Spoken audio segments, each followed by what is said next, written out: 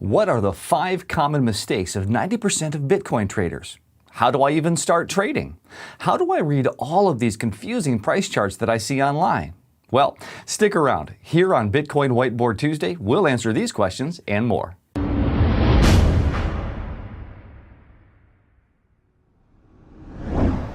If there's one thing we get asked a lot here on 99 Bitcoins, it's how to trade Bitcoins. So we decided to dedicate this episode of Bitcoin Whiteboard Tuesday to teaching you what Bitcoin trading is all about. This lesson will be longer than usual, but I assure you it will be worth your time. We're going to cover 4 major topics: the definition of Bitcoin trading, the main terms you'll encounter when trading on exchanges, a very short intro reading price graphs, and finally, we'll go over some common trading mistakes. Let's get started.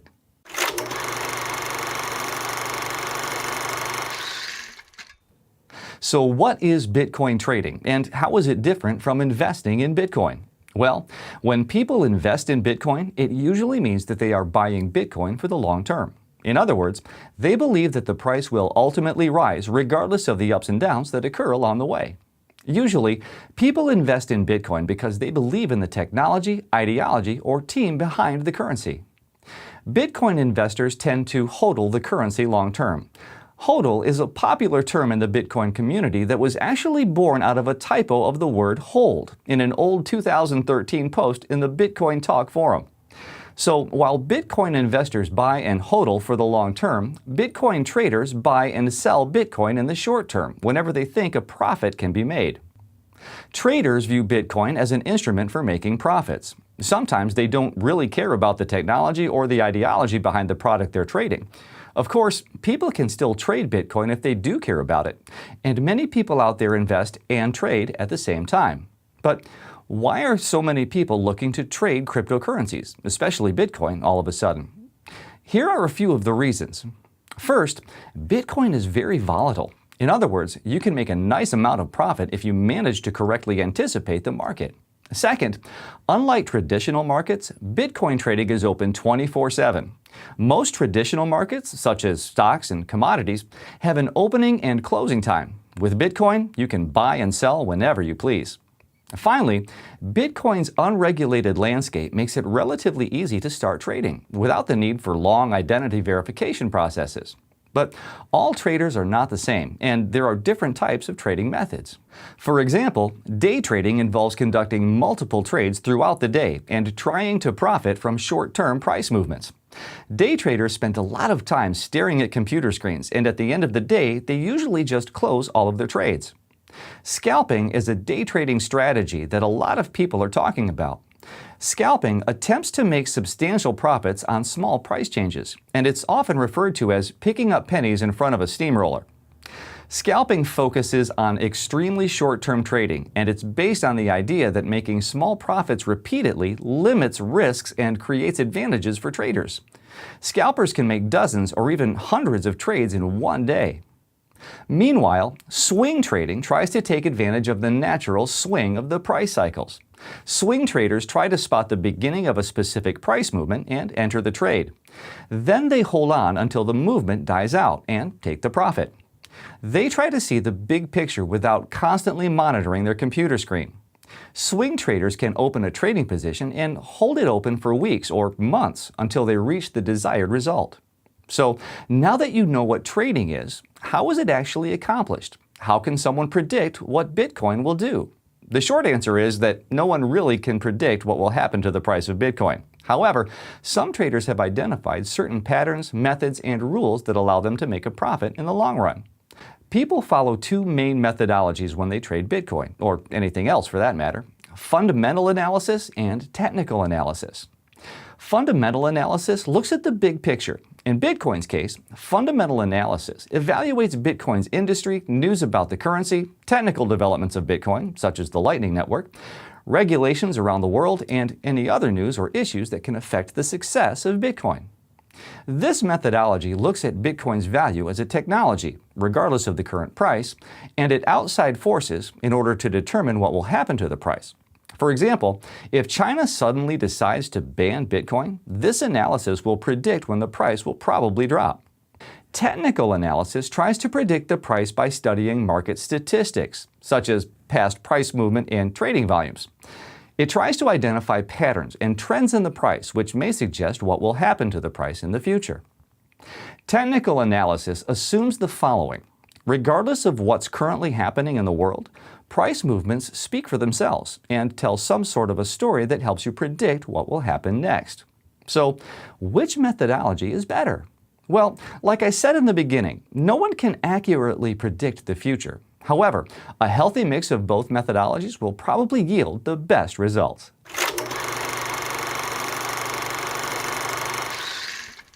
Now, let's continue to break down some of the confusing terms and statistics you'll encounter on most of the exchanges. Bitcoin exchanges are online sites where buyers and sellers are automatically matched.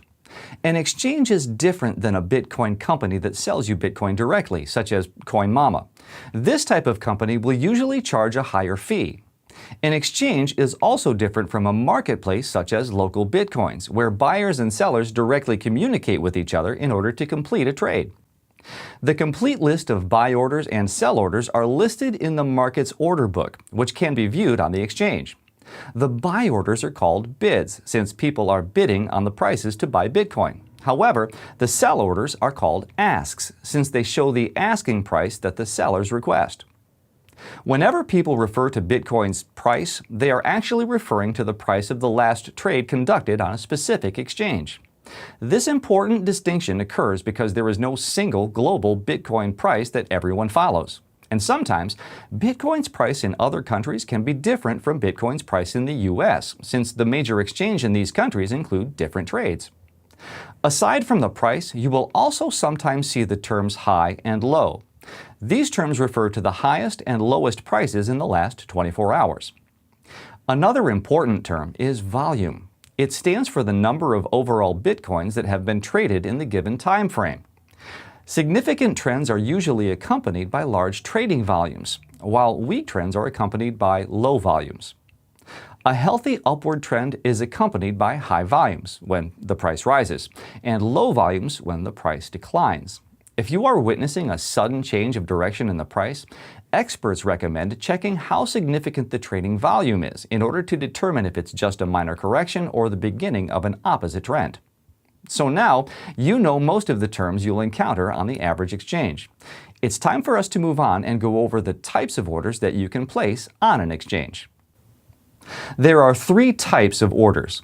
A market or instant order refers to an order that will be instantly fulfilled at any possible price. So if you put a market order in to buy 5 Bitcoins, you will find the cheapest sellers possible until it accumulates enough sellers to hand over 5 Bitcoins. In other words, you might end up buying 3 Bitcoins at one price and the other 2 at a higher price. In a market order, you don't stop buying Bitcoin until the amount requested is reached. With market orders, you may end up paying more than you intended, so be careful. Meanwhile, with a limit order, you will only buy or sell Bitcoin at a specific price that you decide on. In other words, the order may not be entirely fulfilled, since there won't be enough buyers or sellers to meet your requirements. Let's say that you place a limit order to buy 5 Bitcoins at $10,000 per coin. Then you could end up only owning 4 Bitcoins because there were no other sellers willing to sell you the final Bitcoin at $10,000. The remaining order for 1 Bitcoin will stay there until the price hits $10,000 again, and then the order will be fulfilled. A stop-loss order lets you set a specific price that you want to sell at in the future in case the price dramatically drops. This type of order is useful for minimizing losses. It's basically an order that tells the exchange the following. If the price drops by a certain percentage or to a certain level, I will sell my Bitcoins at the preset price, so I will lose as little money as possible. A stop-loss order acts like a market order. In other words, once the stop price is reached, the market will start selling your coins at any price until the order is fulfilled. Other terms that you may encounter when trading on exchanges are maker fees and taker fees. Personally, I still find this model to be one of the more confusing ones, but let's try to break it down. Exchanges want to encourage people to trade. In other words, they want to make a market. Therefore, whenever you create a new order that can't be matched by any existing buyer or seller, you're basically a market maker, and you will usually have lower fees. Meanwhile, a market taker places orders that are instantly fulfilled, since there was already a market maker in place to match their requests. Takers remove business from the exchange, so they usually have higher fees than makers, who add orders to the exchange's order book. For example, perhaps you put a limit order in to buy 1 Bitcoin at $10,000 at most, but the lowest seller is only willing to sell at $11,000. Then you've just created a new market for sellers who want to sell at $10,000. So whenever you place a buy order below the market price or a sell order above the market price, you become a market maker. Using that same example, perhaps you place a limit order to buy 1 Bitcoin at $12,000 at most, and the lowest seller is selling 1 Bitcoin at $11,000. Then your order will be instantly fulfilled. You will be removing orders from the exchange's order book, so you're considered a market taker.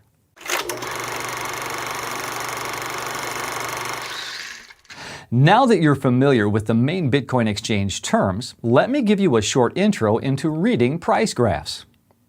These are Japanese candlesticks. They are based on an ancient Japanese method of technical analysis used in trading rice in the 1600s. Each candle shows the opening, lowest, highest, and closing prices of the given time period. That's why you'll sometimes see people refer to candles as OHLC: open, high, low, and close.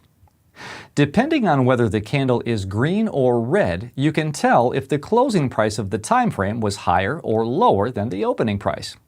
If a candle is green, it means that the opening price was lower than the closing price, so the price went up overall during this time frame. On the other hand, if the candle is red, it means that the opening price was higher than the closing price, so the price went down. In the image, you can see the opening price in the wide bottom part of the candle, the closing price in the wide top part of the candle, and the highest and lowest trades within this time frame on both ends of the candle. When we're in a bull market, most of the candlesticks will usually be green, and if it's a bear market, most of the candlesticks will be red. So, what are bull or bear markets? These markets are named after these animals because of the ways they attack their opponents. A bull thrusts its horns up into the air, while a bear swipes its paws downward. So these animals are metaphors for the movement of a market. If the trend is up, it's a bull market, but if a trend is down, it's a bear market. Here's another important feature to be familiar with while analyzing graphs: resistance levels. Occasionally, Bitcoin's price seems to hit a virtual ceiling and you can't break through it for a long time. That's a resistance level. So if Bitcoin fails to break $10,000, the resistance level is $10,000.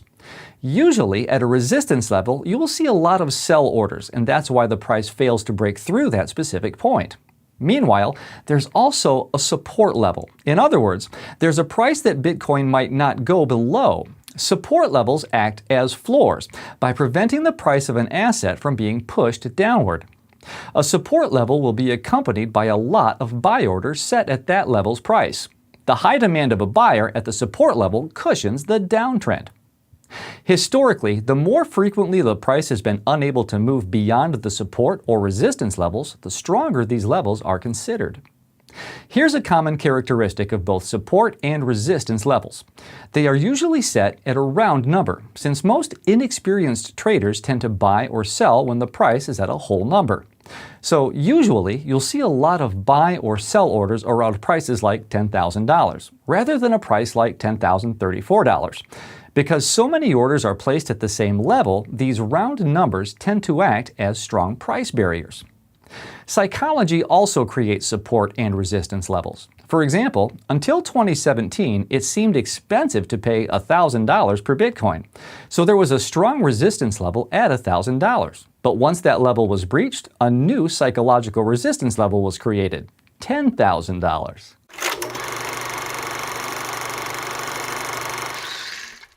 Congratulations! You now know the basics of Bitcoin trading. However, there's still a lot more to it. Since we can't possibly go over everything in one lesson, I want to direct you to additional resources that will take you to the next level of trading. Take a look at the resource section at the end of this video. Then you can find out about advanced Bitcoin trading lessons, the top Bitcoin trading tools, and the best Bitcoin exchanges for starting your trading. But before we end this video, let's go over some of the most common mistakes that people make when they start trading, in the hopes that you'll be able to avoid them. The biggest mistake you can make is to risk more money than you can afford to lose. Take a look at the amount you feel comfortable with. Here's the worst case scenario. You'll end up losing it all. If you find yourself trading above that amount, stop. You're doing it wrong.